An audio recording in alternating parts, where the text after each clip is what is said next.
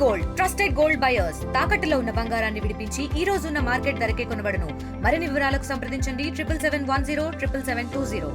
Pastor Praveen పగడాల మరణంపై suspend కొనసాగుతుంది. ఆయన మరణించి దాదాపు 10 రోజులు గడుస్తున్నా ఒకవైపు రోడ్డు ప్రమాదమా హత్యనా ఇప్పటి వరకు నిర్ధారణ కాలేదు. కానీ దీనిపైన అనేక స్పెక్యులేషన్స్ వైరల్గా మారినాయి. ముఖ్యంగా ఇటు హిందువులు కావచ్చు, హిందువులు వర్సెస్ క్రైస్తవులుగా మారిన పరిస్థితి కనిపిస్తుంది. ప్రస్తుతం మనతో పాటు దీని గురించి మాట్లాడడానికి శివశక్తి కర్ణాకర్ గారు ఉన్నారు. వారితో మాట్లాడదాం.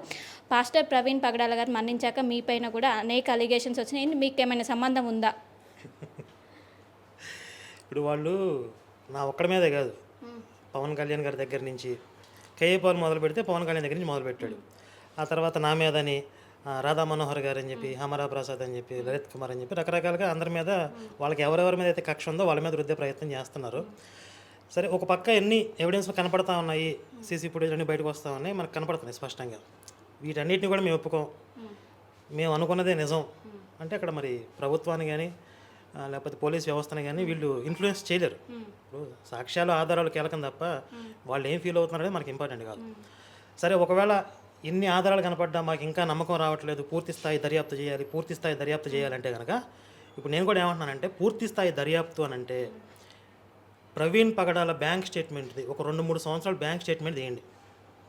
ఇప్పుడు రీసెంట్గా ఆయన ఈ వైన్ షాపుల్లో పే చేశాడు కదా, ఈ పేమెంట్స్ మొన్న రీసెంట్గా చేసినవి కనపడుతున్నాయి. లేదు ఒకవేళ డూపు చేశాడు, ఇంకొకరు చేశారని వీళ్ళు అంటే కనుక ఒక 2-3 సంవత్సరాలు బ్యాంక్ స్టేట్మెంట్ తీస్తే ఆయన తాగుడు అలవాటు ఉందా లేదా, ఈ 2-3 సంవత్సరాల్లో ఎన్నిసార్లు వైన్ షాపుల్లో పే చేశాడు కూడా తెలుస్తుంది కదా.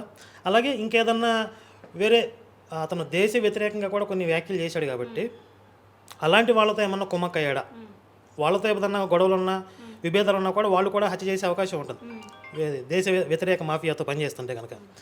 అలాగే రీసెంట్గా ఆయన రాజమండ్రి దగ్గర స్థలం కొన్నాడు. సహజంగా పాస్టర్లకి ఒకళ్ళకి పడదు, యాచక శత్రువు అంటారు. అంటే అడుక్కునేవాడు శత్రువు. అలాగే పాస్టర్ శత్రువు, కాంపిటీషన్గా ఫీల్ అవుతారు. ఇప్పుడు కల్వర్ సతీష్ మియాపూర్లో ఇక్కడ పెద్ద చర్చ్ ఉంది. నేను మిగిలిన ప్రాంతాల్లో కూడా డిజిటల్ చర్చిలు పెడతానని చెప్పి అతను ట్రై చేస్తే గొడవలు చేశారు, ఎందుకంటే వీళ్ళ వ్యాపారం దెబ్బతింటుంది కాబట్టి. అలాగే ప్రవీణ్ పగడాల కూడా రాజమండ్రిలో ఒక చర్చి పెట్టడానికి ట్రై చేస్తున్నాడు కాబట్టి అతని వల్ల అతనికి లోకల్ ఎవరైతే థ్రెట్ ఉంటుందో, అంటే మా వ్యాపారం తగ్గిపోద్ది అని భయపడిన పాస్టర్లు ఎవరైనా అతని మీద ప్లాన్ చేశారు. అంటే పూర్తి స్థాయి దర్యాప్తు అంటే ఇలా ఎలాబరేటెడ్గా చేయాలి. వేరే పాస్టర్ల వల్ల ఇతనికి ఏమైనా థ్రెట్స్ ఉన్నాయా, కుటుంబంలో ఏమైనా గొడవలు ఉన్నాయా, ఆ రోజు అతను తాగిన విధానం చూస్తే చాలా డిప్రెషన్లో ఉన్నట్లుగా అర్థమవుతుంది. ఇంట్లో ఏదైనా గొడవలు పడి ఎప్పటి నుంచో ఉన్న సమస్యలు తీరక బాగా నష్టపోయి ఫైనాన్షియల్గా ఏమైనా వ్యాపారంలో నష్టపోయాడా తెలియదు కదా. ఇవన్నీ కూడా పూర్తి స్థాయిలో దర్యాప్తు చేసి కుటుంబం తరపు నుంచి ఏమైనా సమస్యలు ఉన్నాయా, పాస్టర్ల తరపు నుంచి ఏమైనా కుట్రలు ఉన్నాయా, ఇతను వేరే వ్యవస్థతో డ్రగ్ మాఫియాతో కానీ ఇతను డ్రగ్స్ తీసుకునేవాడిని అని చెప్పి తనే చెప్పాడు. ఇప్పుడు మేమేంటంటే కొన్ని లిమిట్స్ పాటిస్తున్నాం. చనిపోయాడు కాబట్టి అతను మాట్లాడిన కొన్ని వీడియోలు ఇప్పుడు మేము ప్లే చేస్తే అతని వైపు పాజిటివ్గా ఎవరైతే ఒక నెరేటివ్ బిల్డ్ చేస్తున్నారో, మహోన్నతుడు గొప్పవాడు అని చెప్పి, సంఘ సంస్కర్త అని చెప్పి, అతని క్యారెక్టర్ అంత ఉన్నతంగా ఏమి ఉండదు. ఎప్పుడు దేవుళ్ళని తిట్టడం, హిందుత్వం తిట్టడం, ఇదే అతని క్యారెక్టర్. అవన్నీ ఇప్పుడు మేము తీసి ప్లే చేస్తే చనిపోయిన వ్యక్తి గురించి ఇలా మాట్లాడతారా అని అంటారు. సరే, మేము కొన్ని లిమిట్స్ పాటించి వ్యక్తిగతంగా అతను ఏంటి అనేది చూపించకుండా అతను అసలు ప్రమాదమా హత్య అనే విషయం మీద మేము మాట్లాడుతున్నాం.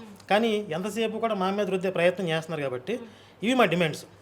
2-3 సంవత్సరాలు బ్యాంక్ స్టేట్మెంట్ తీయండి, ఎవరెవరితో గొడవలు ఉన్నాయో తేల్చండి, ఫ్యామిలీలో ఏమైనా విభేదాలు ఉన్నాయో కూడా తేల్చండి.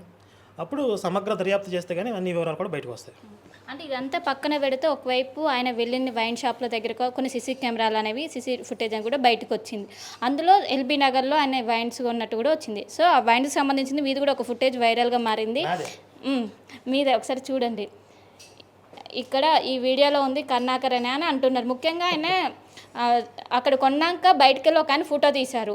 సో ఆ ఫోటో తీసింది మీరే అని ఒకటి వైరల్గా మారింది సోషల్ మీడియాలో. ఏంటి మీరేనా ఈ వీడియోలో ఉన్నది?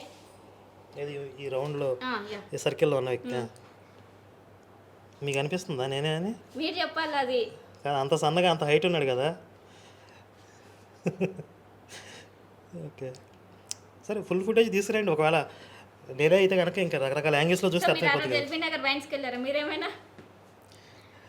అంటే ఎల్బీ నగర్ వైన్స్ దగ్గరది ఫుటేజ్. ఎల్బీ నగరే కాదు, ఏ వైన్స్కి వెళ్ళలేదమ్మా రోజు. నేను ఎక్కడున్నా కూడా నాకు గుర్తులేదు. సరే, నేను చూసి చెప్తానులే. అతను ఇక్కడ ఏదో ఫోటో తీస్తున్నాడు. ఏ వై ఫోటో తీశాడు? లోపలికి ఆయన వెళ్ళారు, ప్రవీణ్ గారు ఉన్నారు. ప్రవీణ్ గారు ఉన్నప్పుడు ఈయన బయటకు వచ్చి ఫోటో తీశారు. ఆ ఫోటో అతను దేని ఫోటో తీసినా మనకు తెలియదు అక్కడ. ఒకవేళ ప్రవీణ్నే ఫోటో తీసాడు అనుకుందాం, దానివల్ల ఏంటి ఉపయోగం, ఏంటి యూజ్ ఏంటి? ఇప్పుడు ఒకవేళ ప్లాన్ చేసి పంపించాడు అనుకుంటే లోపల సీసీ కెమెరా రకరకాల యాంగిల్స్లో ఉంటాయి కదా, ఆ ఫోటో సరిపోతుంది. ఇతను ఇలా ఫోటో అతను ఏం కనపడిందో ఏం ఫోటో తీసుకున్నాడు. ఇప్పుడు ఆ సర్కిల్ వేసి ప్రవీణ్ వచ్చాడని చెప్పడానికి సీసీ కెమెరాలు ఉన్నాయి కదా లోపల, అవి సరిపోతాయి కదా. ఇతను తీసిన ఫోటో అక్కడ వాడారా, పోనీ ఈ యాంగిల్లో తీసాడు ఫోటో అనుకుందాం, ఆ ఫోటో అక్కడ వాడారా, అక్కడ ఏం కనపడింది తీసాడో మనకు తెలియదు. అవన్నీ అక్కడ పోలీసులు ఎంక్వైరీ చేస్తే కనుక, అంటే బయట కూడా కెమెరాలు పరిశీలిస్తే అర్థమయ్యేది ఏం ఫోటో తీసాడో ఎందుకు తీసాడో. ఇప్పుడు ఇదొక్కటే కాదు, ఇంకొన్ని ఫేక్ వీడియోలు కూడా సర్క్యులేట్ చేశారు వీళ్ళు. ఎక్కడో నార్త్ సైడ్ జరిగినటువంటి ఒక ఇన్సిడెంట్ తీసుకొచ్చి, రోడ్డు పక్కన జరుగుతున్న ఒక ఇన్సిడెంట్ తీసుకొచ్చి ఇది ప్రవీణ్ పగడాలను చంపుతున్నారు అని క్రియేట్ చేసి వదిలారు. దానికి ఒక జాలి గొలిపే బీజిఎం వేసి, ఒక యేసు సాంగ్ వేసి, ఇదంతా ఎవరు క్రియేట్ చేస్తున్నారు అసలు? ఒక వ్యక్తి అయితే చేయలేడు కదా, ఒక టీం వర్క్ నడుస్తుంది. డే 1 నుంచి వాళ్ళ బెదిరింపులు, వాళ్ళ వార్నింగ్స్ చూస్తే హిందువులను ఓచకోత కోస్తామని ఒకడు, గవర్నమెంట్ మీద రుద్దేయాలని ఒకడు, వెనకాల ఒక పెద్ద మాఫియా పనిచేస్తుంది అనేది డే 1 నుంచి అందరికి అర్థమవుతుంది. ఇంకొకళ్ళు ఏమంటారు, పోస్ట్ మార్టం చేయకుండా మీ భర్త బాడీని తీసుకెళ్ళిపోండి అని చెప్పి వాళ్ళ కుటుంబాన్ని బెదిరించారని చెప్పి కూడా ప్రచారం చేశారు. కానీ వాస్తవం ఏంటి, వాళ్ళ వైఫే వద్దన్నారు. పోస్ట్ మార్టం వద్దు, మేము తీసుకెళ్ళిపోతామంటే ఇది సస్పెక్టివ్ కేసు కింద నమోదైంది కాబట్టి వివరాలు తెలియాలని చెప్పి తప్పనిసరిగా పోస్ట్ మార్టం చేశారు. అంటే లోపల జరుగుతున్నది ఒకటి, బయట ప్రచారం అవుతున్నది ఒకటి. ఇలా ఎన్నో మార్ఫింగ్ వీడియోస్ ప్రచారం చేస్తున్నారు. అంటే మీరు మార్ఫింగ్ వీడియోస్ అంటున్నారు, కానీ క్రైస్తవ సంఘాలు మాత్రం ఓవరాల్గా సీసీటీవీ ఫుటేజే మార్ఫింగ్ అంటున్నారు. మొత్తం ఫేక్ కావాలని టార్గెట్ చేసి పోలీసులు తెలుస్తారుగా. ఇప్పుడు పోలీసులకి అబద్ధం చెప్పాల్సిన అవసరం లేదు, దొంగలనో హంతకులనో వాళ్ళు వెనకేసుకు రావాల్సిన అవసరం లేదు. పోలీస్ డిపార్ట్మెంట్ అంతా కూడా దీని మీద పనిచేస్తుంది కదా. ఒకవేళ ఇందులో ఏదైనా లోపం ఉంటే రేపు పొద్దున కోర్టుకి వెళ్తే కూడా పోలీస్ డిపార్ట్మెంట్ ఆన్సరబుల్, వాళ్ళు కోర్టులో నుంచి సంజయ్ ఇచ్చుకోవాలి. కాబట్టి వాళ్ళు ఏమి ఇంటెన్షనల్గా తప్పు చేసే ప్రయత్నం వాళ్ళు చేయరు, ఉన్న ఆధారాలను వాళ్ళు బయట పెడతారు. కాబట్టి పోలీస్ ప్రెస్ మీట్లో ఏవి ఫేక్ వీడియోస్, ఏవి ఒరిజినల్ వీడియోస్ అని చెప్పి వాళ్ళు తెలుస్తారు. త్వరలో వాళ్ళు ప్రెస్ మీట్ పెడితే కనుక వీళ్ళ మీద క్లారిటీ వస్తుంది. కానీ ఈలోపు వీళ్ళు ఇంటెన్షనల్గా ఈ మార్ఫింగ్ వీడియోస్, ఈ సర్కిల్లో ఉన్నది నేనే, ఇంకొకటి ఫేస్బుక్లో నేనే దేవుడిని సినిమాలో బైక్ తోలుతున్న ఒక ఫోటో తీసుకొచ్చి, స్క్రీన్ తీసుకొచ్చి ఇది అక్కడ బైక్ తోలుతుంది, ప్రవీణ్ ప్లేస్లో బైక్ తోలుతుంది అని చెప్పి కంపేర్ చేసి ఒకటి ప్రచారం చేస్తున్నారు. అంటే ఎవరో ఒకళ్ళ మీద రుద్దే ప్రయత్నం అనేది మొదటి రోజు నుంచి వీళ్ళు చేస్తూనే ఉన్నారు. అందుకే నేను ఖచ్చితంగా ఒకవేళ 99% ఇది ప్రమాదం, 1% ఏదన్నా హత్య అనే యాంగిల్లో కనుక పరిశోధన చేస్తే ఖచ్చితంగా ఈ పాస్టర్లోనే ఎవరో చేశారు. కానీ మీరు ఇందాక మాట్లాడేటప్పుడు కల్వర్ సంతోష్ గురించి మాట్లాడారు, కానీ సతీష్ గురించి మాట్లాడారు. ఆయన చాలామంది దూరం నుంచి ఎంతోమంది చూడడానికి వచ్చారు, కానీ ఆ రోజు సతీష్ గారు రాలేదు, ఏంటంటారు? వాళ్ళు కొంతమంది లెవెల్ మెయింటైన్ చేస్తారు, లేకపోతే వాళ్ళకి పడతారు, రకరకాల కారణాలు ఉంటాయి. అవి ఎందుకు అనేది వాళ్ళే చెప్పాలి, మనకు సంబంధం లేదు. కానీ నేను చెప్పేది ఏంటంటే పాస్టర్లకి మధ్య కాంపిటీషన్ ఉంటుంది. ఇప్పుడు వీళ్ళందరూ వచ్చి ప్రవీణ్ పగడాలు మా అన్న తమ్ముడు అని మాట్లాడుతున్నారు, కానీ బ్రతికొండంగా ప్రవీణ్ పగడాలకు వార్నింగ్ ఇచ్చిన పాస్టర్లు ఉన్నారు, తలకాయ తీసుకురామని చెప్పిన పాస్టర్లు ఉన్నారు, ప్రవీణ్ పగడాలు దొంగ వెధవని తిట్టిన పాస్టర్లు ఉన్నారు. వాళ్ళందరూ ఇప్పుడు ఎలా మంచోళ్ళు సన్నిహితులు అయిపోయారు ఈయనకి. అంటే వీళ్ళు ఇంకొక మతం మీద తోసేయడానికి ఇప్పుడు వీళ్ళందరూ ఒకటి అనే విధంగా ప్రచారం చేస్తున్నారు. కానీ అసలు వీళ్ళకి లోపల వీళ్ళకున్నంత గొడవలు ఇంక బయట ఎక్కడా కూడా ఉండవు. రకరకాల తిట్లు కూడా తిట్టుకుంటారు, వార్నింగ్లు ఇస్తారు వీళ్ళు. అంటే పాస్టర్లలోనే ఒకవేళ ప్రవీణ్ పగడాలకి ఎవరైనా శత్రువులు ఉండే అవకాశం ఉంది, వాళ్ళల్లోనే ఇది జరిగే అవకాశం. ఒకవేళ హత్య అయితే కానీ 1% ఏదన్నా హత్య అనే యాంగిల్లో చూస్తే ఖచ్చితంగా పాస్టర్లే. వీళ్ళు ఇప్పుడు వీళ్ళ స్వలాభం కోసం ఏదైతే కొంతమంది వ్యక్తుల మీద రుద్దాలని ప్రయత్నం చేస్తున్నారు, ఒక మతం మీదకి కొంతమంది గొర్రెల్ని, అదే మా భాషలో గొర్రెలు, వాళ్ళ భాషలో విశ్వాసులు, బైబిలే చెప్తుంది గొర్రెలు అని చెప్పి, అదే తప్పు పదం కాదు. ఇంకొకటి ఆర్టీవీ, మీది ఆర్టీవీ కదా, క్షమాపణ చెప్పిందని చెప్పి ఒక వీడియో సర్క్యులేట్ చేస్తున్నారు. మీరు చెప్పారా? క్షమాపణ చెప్పారా? మీరు చెప్పలేదు, అది ఫేక్ వీడియో. మరి మిమ్మల్ని వదిలిపెట్టారా?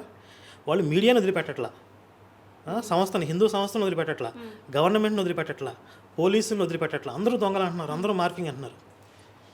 అంటే ఎంత పెద్ద నెట్వర్క్ పనిచేస్తుంది వెనకాల, మీకు అర్థమవుతుందా? రీసెంట్గా ఒక అమ్మాయి పార్వతి అని చెప్పి ఆమె కూడా వీడియోలు చేస్తారు హిందుత్వం కోసం, ఆవిడ మీద ఒక ఫేక్ వీడియో తయారు చేశారు.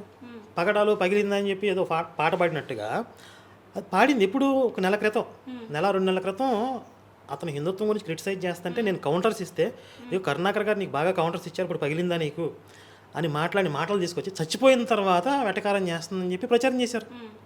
తర్వాత కొంతమంది ఎవరైతే ప్రచారం చేశారో ఆ పాస్టర్ క్షమాపణ చెప్పారు.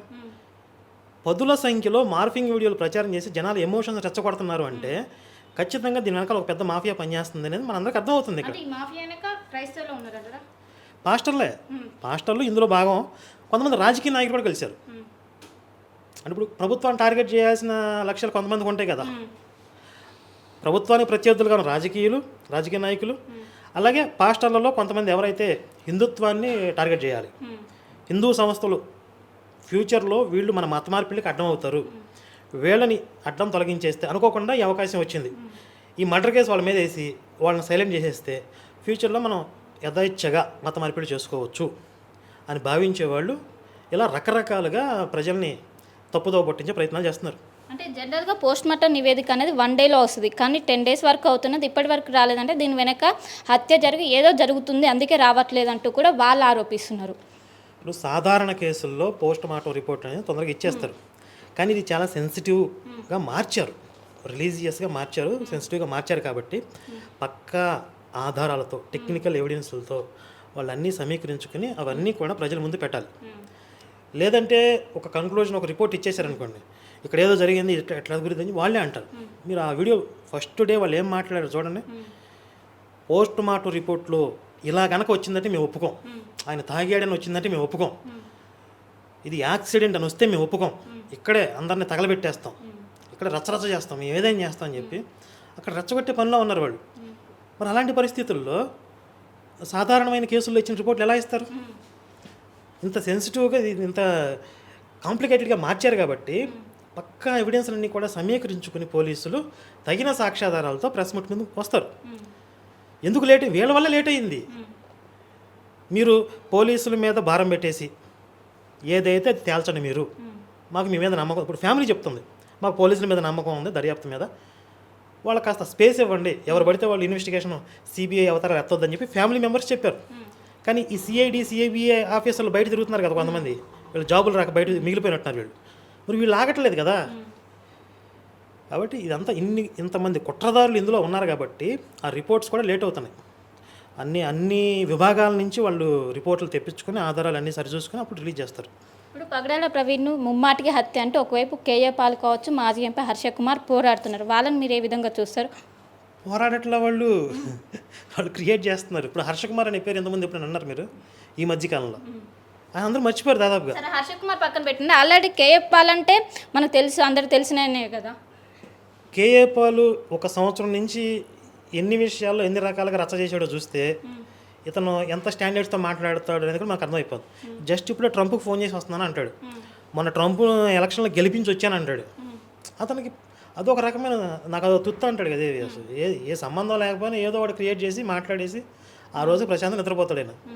కేఏ పాల్ని మాటలను కూడా మనం సీరియస్గా తీసుకుంటున్నాం అంటే మనపిచ్చేది.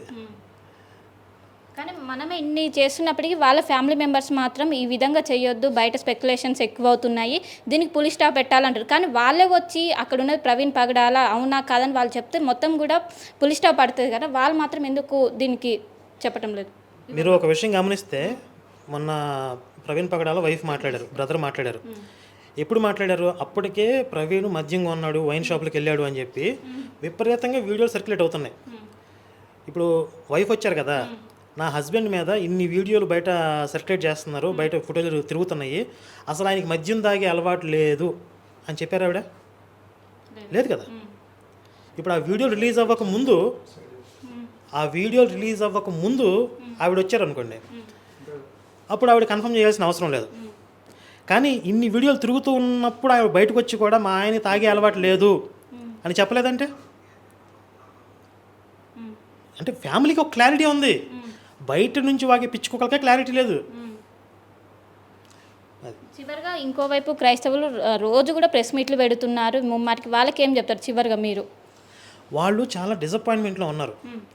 అరే ఎవరన్నా చంపితే బాగుండేది అతన్ని, అరే ప్రమాదం ఎలా పోయాడు, ఎవరన్నా హత్య చేస్తే బాగుండేది అని ఆ ఎక్స్పెక్టేషన్తో వాళ్ళు ప్రచారం స్టార్ట్ చేస్తే చివరికి అది డిసప్పాయింట్మెంట్లోకి వెళ్ళిపోయింది. ఇప్పుడు అది తట్టుకోలేక నిరాశలో ఉన్నారు, ఎందుకు ఎవరి చేతుల్లో చచ్చిపోలేదు అని చెప్పి. వాళ్ళకి ఎప్పుడు కూడా ఒక శవం కావాలి. ఒక శవం ఉంటే విక్టిమ్ కార్డ్స్ వాడుకుని మా మీద దాడులు జరుగుతున్నాయి, మాకు అవి జరుగుతున్నాయి, ఇవి జరుగుతాయి, ఈ గొంతిమ్మ కోరికలు కోరడానికి, ప్రభుత్వం మీద ఒత్తిడి తేవడానికి ఎప్పుడు కూడా ఇవి ఆటలు ప్లే చేస్తూ ఉంటారు వాళ్ళు. ఇప్పుడు ఇన్ని సాక్ష్యాలు కనబడుతున్నా కూడా ఇప్పుడు ర్యాలీలు అంటున్నారు, అవి అంటున్నారు, ఇవి అంటున్నారు, ఇన్ని చేస్తున్నారు కదా. అదే ఈ ఆధారాలు ఏవీ లేకుండా నిజంగా అతను ఒకవేళ సస్పీసియస్గా చనిపోయిన పరిస్థితి ఉంటే లేదా నిజంగా హత్య అనే ఒకవేళ నిర్ధారణ అయితే మొత్తం రాష్ట్రాన్ని తగలబెట్టేసేవాళ్ళు వీళ్ళు. అది వీళ్ళ వెనక ఇప్పుడు మన దేశంలో మన కంటి ముందు కనబడి ఈ 4-5 పాస్టర్లే కాదు, వీళ్ళ లింకులు ఎక్కడెక్కడో ఉంటాయి, విదేశాలకు కనెక్ట్ అయి ఉంటాయి. ఆ విదేశీ శక్తులకి ఏంటి, భారతదేశం ప్రశాంతంగా ఉండకూడదు, ఇక్కడ డెవలప్మెంట్ జరగకూడదు, ఇక్కడ డెవలప్మెంట్ జరిగితే మత మార్పిడి చేయలేరు. ఇప్పుడు అందరూ చక్కగా ఆర్థికంగా సెటిల్ అయ్యారు, ప్రశాంతంగా బ్రతుకుతున్నారు.